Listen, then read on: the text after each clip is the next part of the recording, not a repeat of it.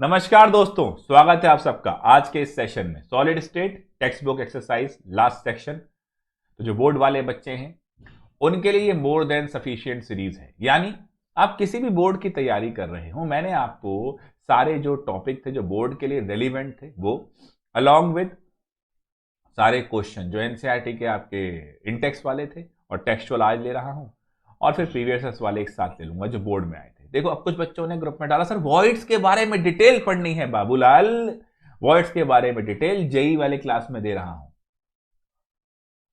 अब एक तरफ टारगेट सेट कर भाई, अगर तू इस समय बोर्ड की प्रिपरेशन कर रहा है तो एक ही चैप्टर के ऊपर 20 दिन नहीं लगा देगा, है ना। अगर जनवरी में जागे हो कि हमें जाके तैयारी करनी है तो बेटा सॉलिड के ऊपर वॉइड पढ़ने में ही लगा देगा 10 दिन, तो चैप्टर कैसे पूरे करेगा। प्लानिंग बहुत जरूरी है कि हमें ये पूरा करना है। एक ही चैप्टर के अंदर पीएचडी नहीं करनी है, पहले ये समझ लो। तो जो क्वेश्चन पूछे जाने हैं, जो टॉपिक आने हैं, पहले उनमें मास्टरी करो। उसके बाद जो वक्त तुम्हारा लगता है उसको जाके इन डेप्थ जाओ चीजों में। वॉइड डिटेल में पढ़ेंगे, अरे वॉइड में जो क्वेश्चन आ रहा है वो तो करा ही दिया है और वो ही करना है, उतना मोर देन सफिशिएंट है तुम्हारे लिए। ज्यादा भागोगे औंधे मुंह गिरोगे, कुछ नहीं होगा। तो फोकस करके पढ़ाई करो पहले। टारगेट एक्सेलरेट बैच ज्वाइन किया है, मतलब टारगेट लेके अपना काम करो, ठीक है ना। अब ये मत सोचो कि 2 साल की पढ़ाई 2 महीने में करोगे ना, ये सोचो कि ये 2 साल की जो पढ़ाई थी, जो रेलेवेंट पढ़ाई थी जिससे पेपर में मार्क्स बनेंगे, वो 2 महीने में निपटाएंगे फटाफट। चलिए, तो एनसीईआरटी के क्वेश्चन पे चलते हैं। Define the term amorphous, give a few example amorphous solid. Already मैं समझा चुका हूं, कोई दिक्कत नहीं है।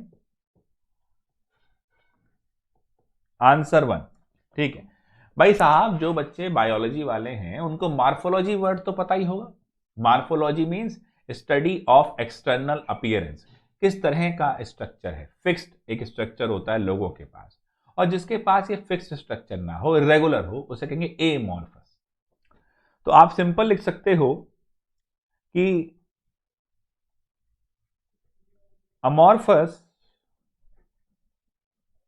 Means no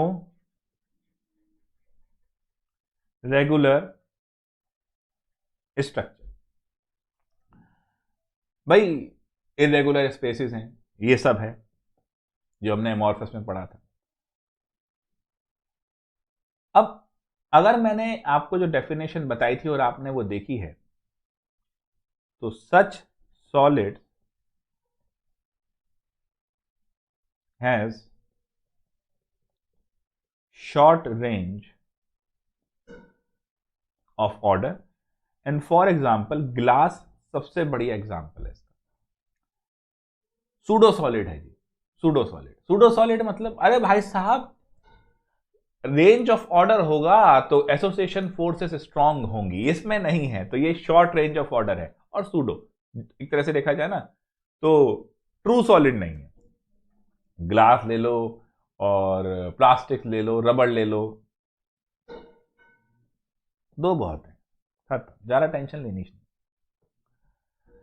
What makes a glass different from a solid such as quartz? Under what condition could quartz be converted into glass? बड़ा मजेदार क्वेश्चन। क्वार्ट्ज को किन कंडीशन में ग्लास में कन्वर्ट किया जा सकता है। अब देखो बेटा, क्वार्ट्ज जो है वो शॉर्ट रेंज ऑफ ऑर्डर, जैसे अब देखो ग्लास जो है वो शॉर्ट रेंज ऑफ ऑर्डर यानी सुपर कूल्ड लिक्विड है। अगर ग्लास की बात करूं तो वो क्या है, सुपर कूल्ड लिक्विड। दोनों में एक चीज है, इसके अंदर भी SiO4 यूनिट है, but with short range of order. Writing order में गलत हो गई, ठीक है यार, तुमने ग्रुप में डाला नहीं कि राइटिंग को लेके तो कोई समस्या नहीं है, ये है। और क्वार्ट्ज जो है उसमें भी यूनिट तो यही है, SiO4 4- की जो यूनिट होती है वही यूनिट है। तो इसको ऐसे लिख सकते हैं, SiO4 टेट्राहेड्रल यूनिट विद जरा भार तो नहीं, with long range of order. Done. अब आप चाहते हो कि क्वार्ट्स को, इसने बोला ना, देखो quartz be converted into glass. अरे एक बात बताओ गुरु, डिसऑर्डर कैसे हो जाएगा? डिसऑर्डर कैसे आएगा? जैसे आप अब सोचो, अब 2 महीने में आप चाहो कि सारी केमिस्ट्री में आप महारत हासिल कर लो, सारी फिजिक्स में आप महारत हासिल कर लो, सारी मैथ्स या बायोलॉजी में महारत हासिल कर लो। अब होगा क्या? उससे डिसऑर्डर हो जाएगा। सब डाल, ये डाल, वो डाल, प्रैक्टिस तो किसी चीज की नहीं करोगे तो कंसोलिडेशन ऑफ आइडियाज नहीं होंगे।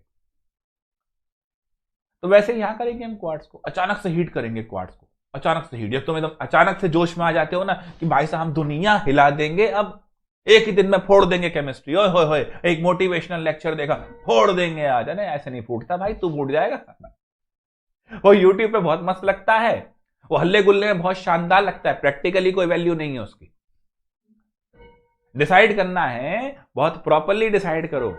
ये थोड़ी अब ऑर्गेनिक केमिस्ट्री हमारे बच्चे कर रहे हैं एक्सेलेट 1 वाले, उसमें से मैक्सिमम 80-85% बच्चों ने, मैंने कहा था कि भैया मेरे लेक्चर बिंज वॉच करो, कन्वर्जन बैठ के करो, 8-8 घंटे लगाओ। उन्होंने लगाए, प्रैक्टिस करी, हफ्ता भर लगा, तब जाके उनके हाथ में कुछ आया।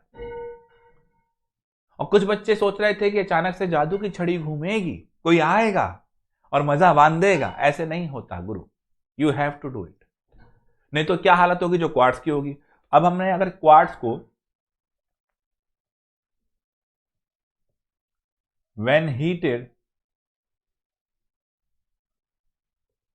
it melts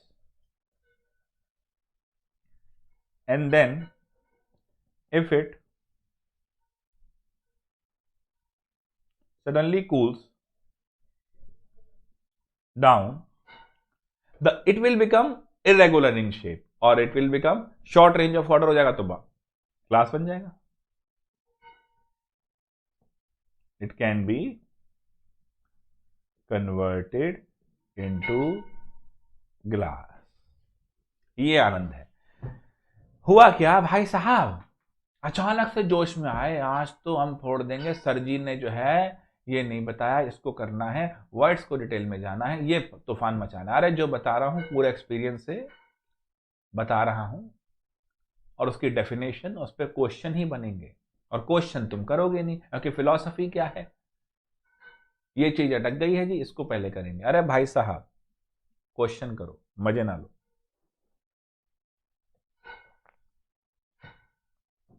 ये ठीक है, खैर राइटिंग में ठीक आ रहा है, इतनी बुरी भी नहीं आ रही। Classify each of the following solid as ionic, metallic, molecular, network और अमॉर्फस। ऑलरेडी मैंने इंटेक्स क्वेश्चन में ऐसा क्वेश्चन बताया है और इसके एग्जाम्पल भी वहां दे रखे हैं, तो इसको आप आराम से कर सकते हो, कोई दिक्कत नहीं। This is for you, you have to note it down, क्योंकि ये पूछा जा सकता है। What is meant by the term coordination number? आइए, ये भी मैंने बताया था और फिर भी बता देते हैं एक बार। क्वेश्चन नंबर क्या है? 4। तो बच्चे कोऑर्डिनेशन नंबर क्या चीज बताई थी? नंबर ऑफ टचिंग स्फीयर, है ना, वो कोऑर्डिनेशन नंबर हो गया, ऑलरेडी एक्सप्लेन्ड है। First part intext question, last video. In a cubic cell में क्या होगा, बॉडी सेंटर में क्या होगा। तो कोऑर्डिनेशन क्या हुआ? नंबर ऑफ टचिंग स्फीयर, और यू कैन से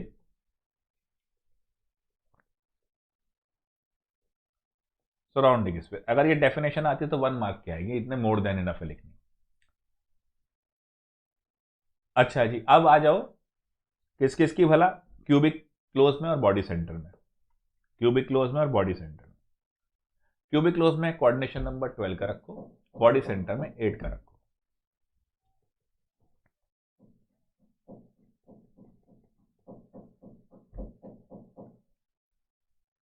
ये क्यों है? क्यूबिक सेंटर एफसीसी हो रही है। अब जो फेस सेंटर्ड वाला एटम है, ध्यान से देखना, ध्यान से देखो, वो मैंने कहा था 2 से अटैच्ड हो रहा होता है। तो फेस सेंटर वाला अपने 4 से अटैच्ड है, इधर वाले 4 से अटैच है और इधर वाले 4 से अटैच है। इधर वाले मतलब दूसरी क्यूब वाले, है ना। तो बेसिकली 4, 4 और 4, 12 हो गए। और बॉडी सेंटर बीच में है, जो 8 कॉर्नर के एटम हैं उन्हीं से, क्योंकि उसी क्यूबिक सेल से वो अटैच्ड होता है। भाई समझे नहीं, मान लो जिस रूम में बैठे हो उसको समझो, उस रूम को क्यूब मानो और उसके साथ में क्यूब मानो। जो फेस पे एटम है वो जिस फेस पे है उसके 4 जो कॉर्नर एटम है उनसे अटैच्ड है। जो इधर वाला आपका इसका क्यूबिक सेल का वॉल है, इस पे भी 4 एटम से अटैच्ड है और इधर भी 4 एटम से अटैच्ड है। तो इस वजह से हमने ये बोला है कि इसका जो कोऑर्डिनेशन नंबर है वो क्या लिया जाएगा, 12 लिया जाएगा। तो क्यूबिक क्लोज पैक्ड स्ट्रक्चर में इस तरह लिया जाएगा, 1/0.4 हो गया। विजुअलाइजेशन इंपॉर्टेंट है सॉलिड में, that is why solid need a lot of time. जिसको बहुत डिटेल में सॉलिड पढ़ना है, नंबर 1, डिटेल में पढ़ने से पहले ये बेसिक चीज पूरी होनी चाहिए, नहीं तो बोर्ड में नंबर नहीं आएंगे, बत्ती लग जाएगी फिर।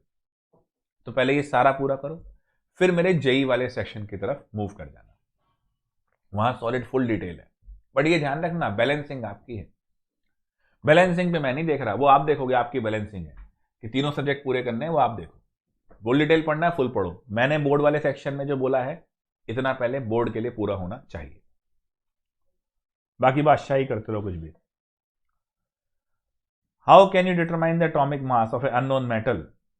अरे unknown metal if you know its density and the dimension of its unit cell. अरे बड़ा आसान,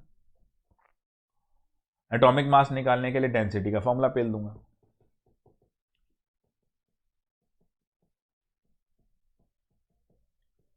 So if I have what density, dimensions, ये सब, तो my molar mass will be, and Z is what? Rank of the unit cell. This is how we will do it. Stability of a crystal is reflected in the magnitude of its melting point. Comment. Collect melting points of water, etc.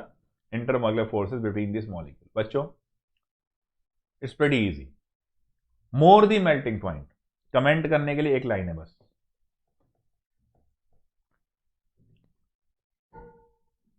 more the melting point means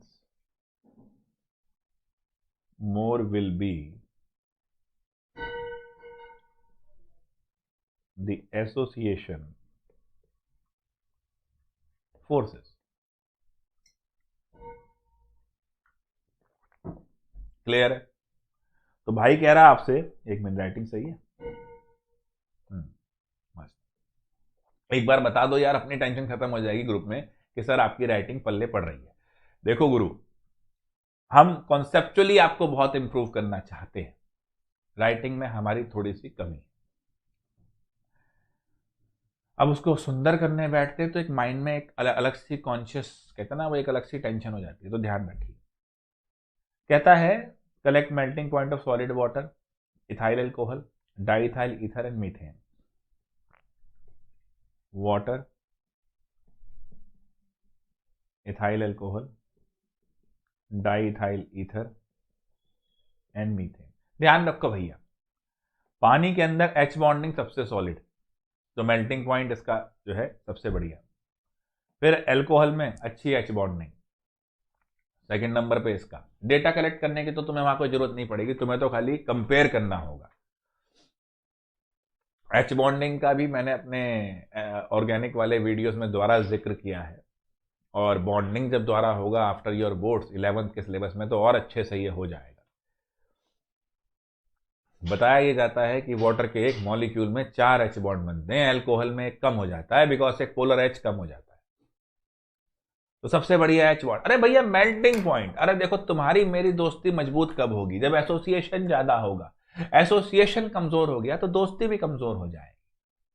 अब melting में आप तोड़ ही तो रहे हो भैया, यही तो कर रहे हो। तो अगर तोड़ना आसान है, यानी एसोसिएशन वीक है, तो मेल्टिंग पॉइंट भी कम है, तो स्टेबिलिटी भी कम है। वाटर में एसोसिएशन किस चीज की है? H bonding.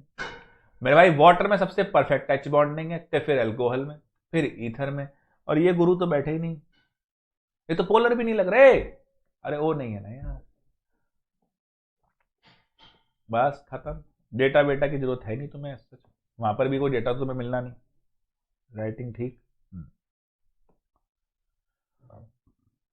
चलिए, following pairs of term, hexagonal close packing, and cubic close packing, NCERT से पेल नहीं, ऑलरेडी समझा चुका।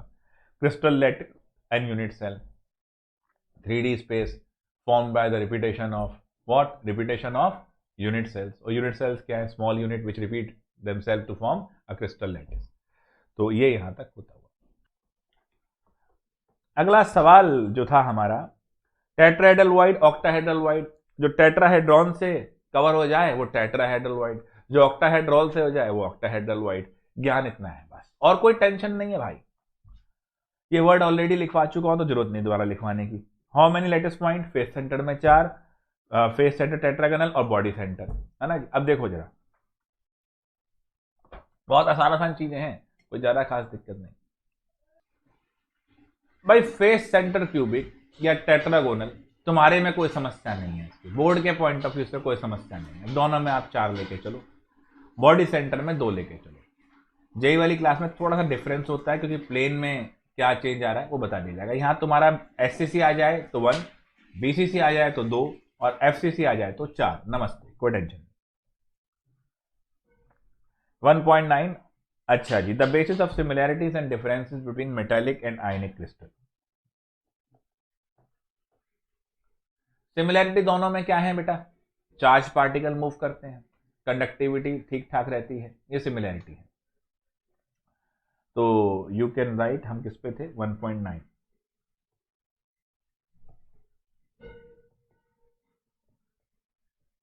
सिमिलैरिटीज बोर्ड में लिख दो पहले, क्योंकि वो कह रहा है ना, ध्यान से पढ़ना, similarity and differences.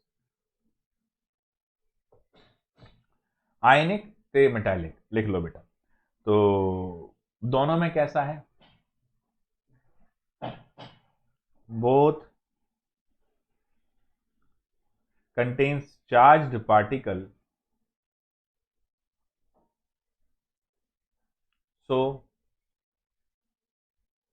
there will be a strong electrostatic force of attraction. Done.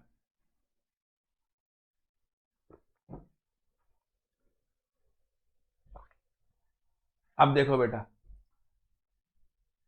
Metals में तो कर्नल और इलेक्ट्रॉन्स के बीच में, कर्नल क्या होता है बेटा, वो पॉजिटिव, तो भी डिफरेंसेस में लिख देंगे उसको, खैर। और क्योंकि ये आयनिक बॉन्ड है, एक चीज ध्यान रखना, ये बहुत इंपॉर्टेंट डिफरेंस है। तुमने कभी सुना NaCl के आइसोमर, अरे अरे गजब, NaCl के आइसोमर क्यों नहीं होते, KCl के आइसोमर क्यों नहीं होते? ऑर्गेनिक कंपाउंड्स के तो आइसोमर थे, क्योंकि ऑर्गेनिक कंपाउंड में कोवलेंट बॉन्ड था। कोवलेंट बॉन्ड होता है डायरेक्शनल, मैं और आप हाथ मिलाएंगे, एक डायरेक्शन है, तो डायरेक्शन चेंज हो जाएगी तो फॉर्म चेंज हो जाएगी, तो आइसोमर बन जाएंगे with the same formula. Ionic bond जो होता है वो नॉन डायरेक्शनल है। When it is a non directional bond तो बड़ा सिंपल बात है बच्चों, इसमें आइसोमर नहीं होते। तो दोनों के अंदर पहला पॉइंट तो ये लिख दो, और एक और लिख दो मजा लगाने के लिए कि इनका जो बॉन्ड है वो नॉन डायरेक्शनल है। क्या बढ़िया आंसर लगेगा ना तुम्हारा बोर्ड में, मैंने कहा ही था आंसर तुम्हारे ऐसे लिखवा रहा हूं कि बोर्ड में परफेक्शन आ जाए। अगला क्या पूछा था भाई ने, डिफरेंसेस। अब लिख देंगे डिफरेंसेस, तूफानी, अरे राइटिंग साफ है ना गुरु, ये थोड़ा सा ऊपर नीचे हो गया है देखने में, ये आर है, अटकना मत, ठीक है। आगे बढ़े, कोई दिक्कत नहीं, डिफरेंसेस देख लेते हैं भाई। डिफरेंसेस बहुत क्लियर है भाई। आयंस जो है वो जब सॉलिड स्टेट में रहते हैं तो जुड़े हुए रहते हैं, तो मूव नहीं कर सकते। और मैंने पहले ही समझाया था, अगर मूव नहीं करेंगे तो कंडक्शन नहीं। याद है पिज्जा डिलीवरी बॉय वाला example. So because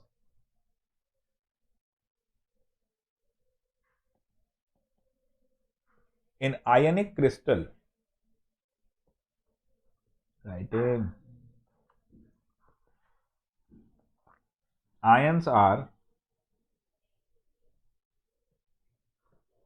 not free to move.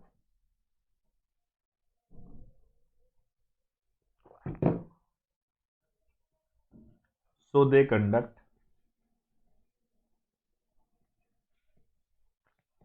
only in molten state, while metals contains free electrons for evergreen conductivity. Evergreen मतलब चलता रहेगा, इलेक्ट्रॉन है। दूसरा, मेटल में जो इलेक्ट्रोस्टैटिक फोर्स ऑफ अट्रैक्शन है,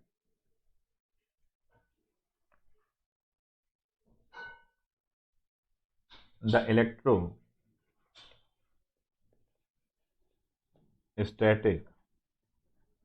फोर्स ऑफ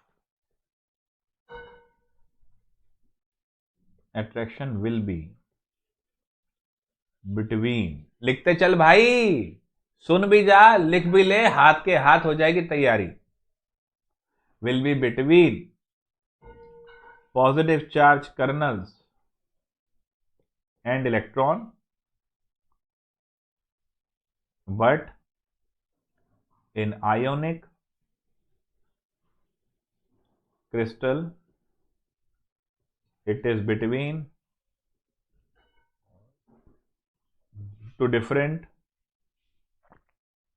ions। खत्म भाई साहब, सादा जीवन उच्च विचार, कोई टेंशन नहीं।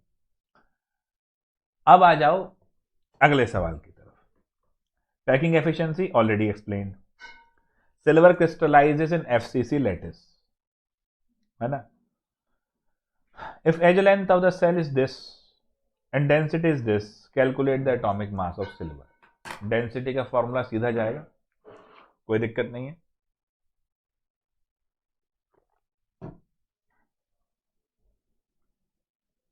सब कुछ दे ही रखा है भाई ने। एफसीसी लैटिस है, कौन सा क्वेश्चन था, 1.11। ध्यान रखना, गिवन यहां लिखो,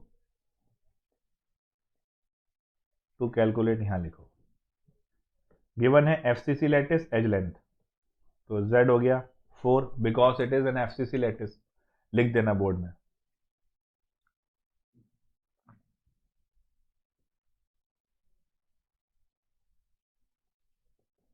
ए गिवन है 4.07 10 की पावर -8। चेक कर लो क्या है, सेंटीमीटर। डेंसिटी है 10.5। यूनिट जरूर चेक कर लेना, सेंटीमीटर, ये भी सेंटीमीटर वाला कॉन्सेप्ट होना चाहिए। कैलकुलेट क्या करना है गुरु, atomic mass. Atomic mass silver का पता है, बट यहां पर इसके नीचे लिखना है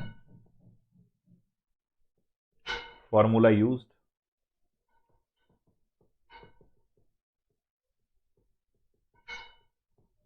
एम इधर, बाकी इधर, है ना। सारी वैल्यू पुट कर दो और उसके बाद आंसर लिखो 107.8 या 9। 108 मत लिख देना, ठीक है जी, पहले समझाया था क्यों। चलें आगे, राइटिंग मस्त, ठीक है। A cubic cell solid is made up of two elements P and Q, ठीक है जी। Atoms of Q are at the corners of the cube। 1.12 है क्या जी, P और Q से बने, P एंड Q से बने हैं। बहुत आसान।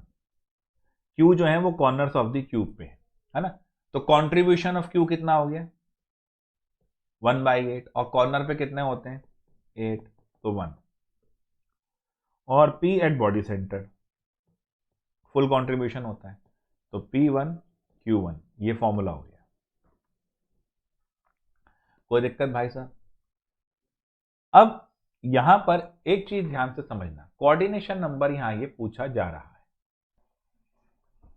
8/8 का लेके चलना, अगर सिंगल चल रहा है तो हमेशा ध्यान रखना, यानी यहां 8/8 का लेके चलना। दूसरा, अगर कहीं स्पेशल नोट लिख लो, अगर कहीं AB2 टाइप आ जाए तो इसमें कोऑर्डिनेशन नंबर 84 का लिख देना, और कहीं A2 भी आ जाए तो 48 लिख देना, और A भी आ जाए तो 88 कर देना। बस, इंपॉर्टेंट ट्रिक टू रिमेंबर।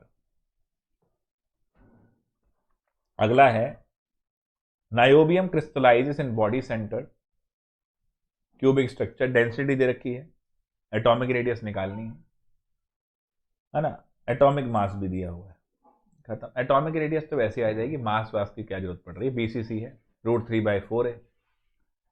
और अब इसमें एक चीज देखो, ऐसा आपके माइंड में जरूर आएगा, बट भैया ए भी तो होना, अरे क्या है, देखो गिवन लिखो सबसे पहले, बॉडी सेंटर है, डेंसिटी है, एटॉमिक रेडियस निकालनी है, मास दिया हुआ है, इसलिए कहता हूं सबसे पहले गिवन लिखो।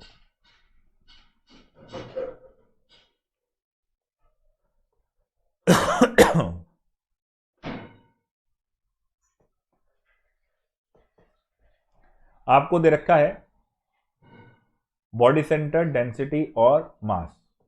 Body centre Z2, density mass, formula use करो पहले,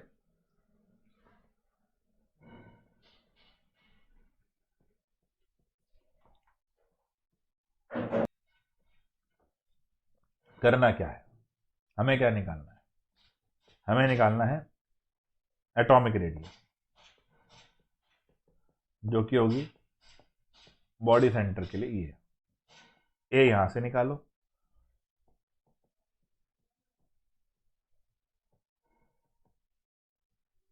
खत्म। क्लियर है बच्चों? मैंने कहा था सॉल्यूशन में अगर प्रॉब्लम सॉल्विंग में दिक्कत है, मैथमेटिक्स नहीं आती है, प्लस माइनस नहीं आता, तो ही बता देना, वो भी समझा देंगे कैसे होता है। बट अगर आता है तो कोई बड़ी बात है ही नहीं, फिर तो ए यहां निकालो, यहां रखो, आर आ जाएगा। तो ये कौन सा प्रॉब्लम था, 1.13। चलिए 14, रेडियस जो है ऑक्टाहेड्रल वॉइड का छोटा आर है, और radius of atom of close packing is r है, आर और आर में चाहिए।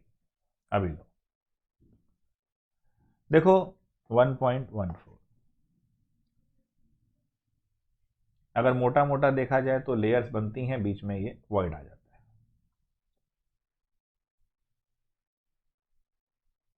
बस इसको ऐसे जोड़ लो। यहां तक की जो रेडियस है वो कैपिटल आर दी है भाई ने क्वेश्चन में,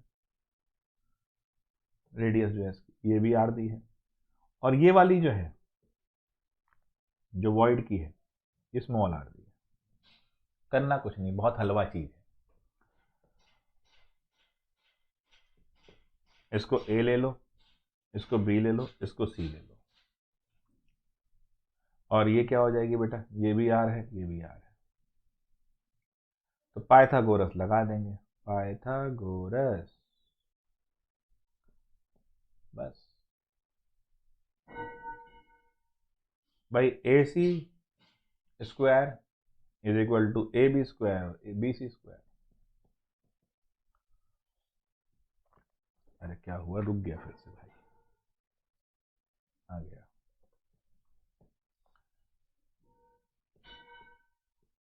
ये ठीक है, ये कितना है, आर आर, तो ये 2r का स्क्वायर, नीचे तो नहीं हो गया ज्यादा, नहीं, ए बी कितना है, आर प्लस स्मॉल आर का स्क्वायर। हलवा चीजें हैं, क्वेश्चन ऐसे बना देते हैं जैसे हिला देंगे आपको।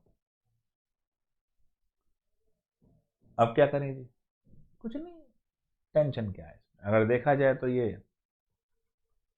2r प्लस, ये गड़बड़ होगी ना यहाँ कुछ, अगले पेज पे चल देते हैं। तो ये क्या हुआ, 2r का स्क्वायर था तो ये तो 4r का स्क्वायर हो गया, 2r प्लस r का स्क्वायर था, तो ये हो जाएगा तुम्हारा 2r स्क्वायर,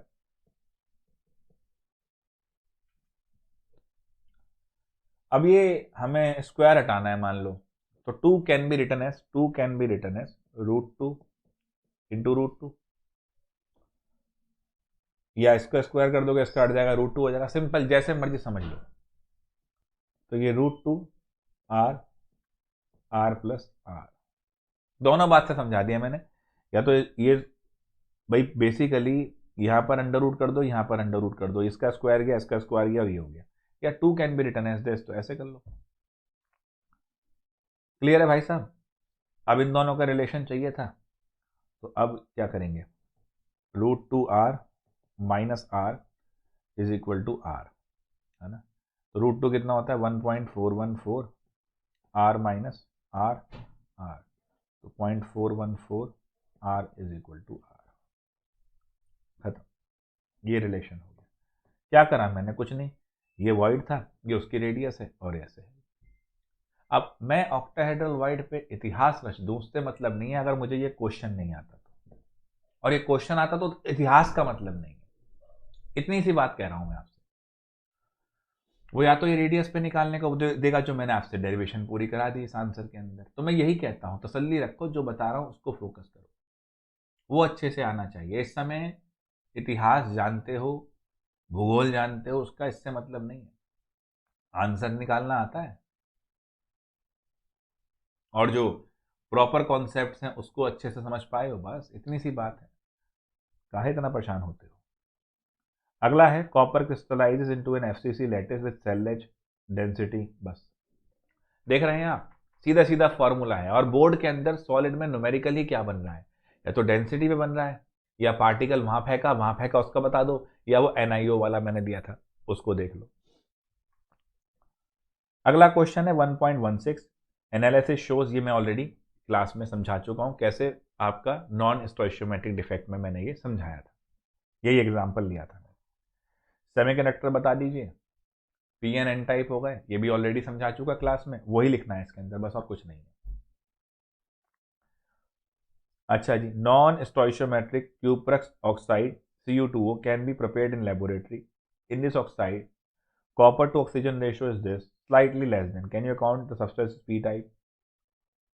भाई अगर अब मुझे अकाउंट ये करना है कि सब्सटेंस जो है वो पी टाइप है या नहीं है, और मुझे कॉपर की डेफिक दिखा रहा है ना, copper to oxygen ratio slightly less then 2:1।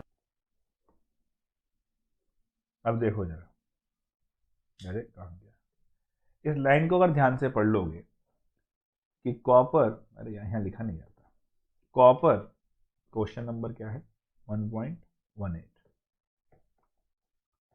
कहता है कॉपर टू ऑक्सीजन का जो रेशो है वो 2:1 से स्लाइटली लेस है। इसका सीधा मतलब बेटा, जो क्यूब प्लस वाले थे वो क्यूप्रिक से जब शिफ्ट हो रहे हैं तो इनके दो की बजाय एक ही क्यूप्रिक चाहिए, तो कुछ कैटायनिक वैकेंसीज आ गई हैं। अरे बताया नहीं था, वो सोडियम और कैल्शियम वाला एग्जांपल, स्ट्रॉन्शियम वाला, वही चीज है। इलेक्ट्रिकल टू मेंटेन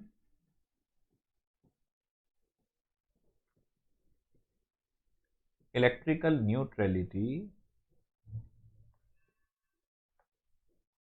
और देखो ये क्वेश्चन क्या था, क्वेश्चन था Cu2O, CuO नहीं, इसका मतलब ये कॉपर +1 वाले की बात कर रहा है। न्यूट्रलिटी 2Cu+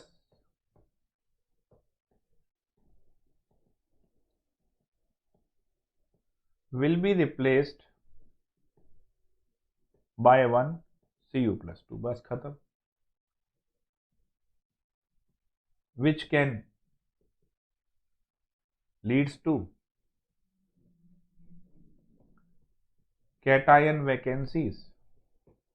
अब कैटायन वैकेंसी है यानी होल है, और होल है तो कैसा हो गया ये पी टाइप सेमीकंडक्टर, बस खत्म सीधा। फेरिक ऑक्साइड था जी, क्रिस्टलाइज करता है in a hexagonal close packed array of oxide ion with 2 out of every 3 octahedral holes occupied by ferric ions। अब देखो बड़ा आराम से, याद है वो ट्रिक, अब यहां ध्यान से देखना।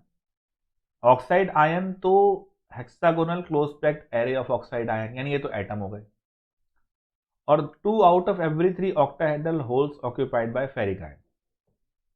अब मुझे कुछ नहीं करना, number of atom octahedral wide, यहां पर ऑक्साइड आयन है, यहां पर 2/3 ऑक्यूपाई करे हैं फेरिक आयंस में, तो ये 1 है, ये 2/3 है, O1 Fe2/3, तो फॉर्मूला क्या हो गया Fe2O3, बस कोई टेंशन नहीं। तो क्वेश्चन नंबर 1.19 का ये होता हुआ। अब इस क्वेश्चन को सॉल्व करने के लिए तुम्हें ये कॉन्सेप्ट चाहिए या अवॉइड्स के ऊपर पूरी हिस्ट्री चाहिए, वो हिस्ट्री बताओगे तो ये नहीं कर सकते। तो आपने क्वेश्चन देखे, क्वेश्चन करो, बाकी पे मिट्टी डालो, जेई में उठा लेना उसको। ये आ गया तो लिखेंगे कैसे बोर्ड में, as oxygen is present as an array of ion, number of atom will be this 2/3 of octahedral voids, and this is going to be my formula. Classify each either a p type or n type. Indium से कर रहे हैं, boron से कर रहे हैं, group 13 वाले हैं p टाइप सीधा, ग्रुप 15 वाले n type. Gold face centre में क्रिस्टलाइज करता है, लेंथ बतानी है, कितना आसान है यार, रेडियस दे दी है, 2√2 वाला जो रिलेशन है वो पे लो, लगाओ सीधा। बैंड थ्योरी, कंडक्टर और इंसुलेटर बताया था मैंने पूरा, एनर्जी गैप का फर्क वो लिखना है। ये फॉलोइंग टर्म्स एनसीईआरटी से भी समझाई थी, पीपीटी में भी थी, उससे लिख दोगे आंसर, कोई बड़ी आफत नहीं है। एल्यूमिनियम क्रिस्टलाइज इन क्यूबिक और close pack structure, metallic radius is this, length of निकालना है, क्यूबिक क्लोज पैक स्ट्रक्चर है, वही आ गया रिलेशन 2√2 वाला। यूनिट सेल इन 1 सेंटीमीटर क्यूब, 1 मोल में कितने, फिर उसमें कैसे वॉल्यूम के हिसाब से। ये वाला क्वेश्चन NaCl वाला, ये बच्चों को कंफ्यूज करता है कि डोप्ड विद 10⁻⁻3, देखो डोपिंग कर रहे हैं NaCl की। इन क्वेश्चन में फिर भी कोई ना हो तो बता देना, 25वां समझा रहा हूं। If NaCl is doped with 10⁻³ mole% of strontium chloride, what is the concentration of cationic vacancy?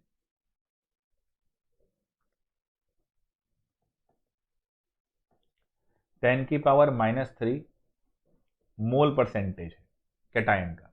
एक स्ट्रोंशियम जाएगा, अभी वो जो पहले बताया कॉपर +2, एक आएगा तो 2 कॉपर प्लस गायब हो जाएंगे, तो एक की जगह तो एक आ गया बट एक वैकेंसी हो गई, वैसे ही यहां लगाना है। ये कहता है 10⁻³ मोल परसेंट है, यानी 10⁻³ जो वैकेंसीज हैं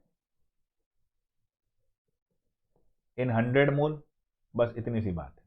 परसेंटेज होता है ना, 20% का मतलब क्या है, 20 ग्राम इन 100 ग्राम, इतने परसेंट वैकेंसी है तो इतने परसेंट वैकेंसी इन 100 मोल।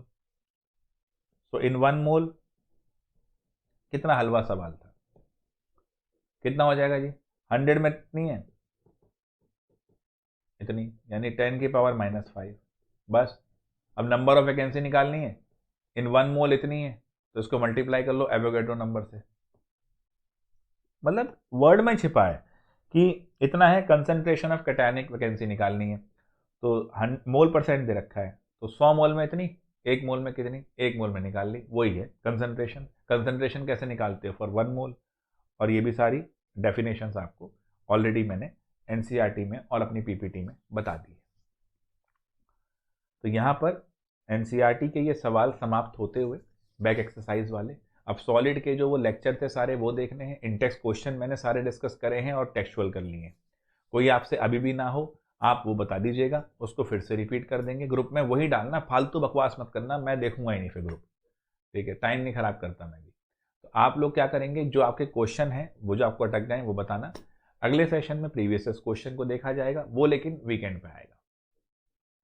वीकेंड पे क्यों, ताकि आप चैप्टर रिवाइज भी करते चले, वीकेंड पे सॉल्यूशन आपका सॉल्यूशन भी खत्म हो जाएगा वीकेंड तक, तो सॉल्यूशन और सॉलिड स्टेट इसका आपको वहां पर प्रीवियस क्वेश्चन का एक लेक्चर मिल जाएगा। ऑल द बेस्ट बच्चों, हैप्पी लर्निंग, मिलते रहते हैं, फिर आपसे मिलते हैं अगली बार, टेक केयर, इतना करो मजे से, आराम से निकलेगा सब कुछ, कोई टेंशन नहीं।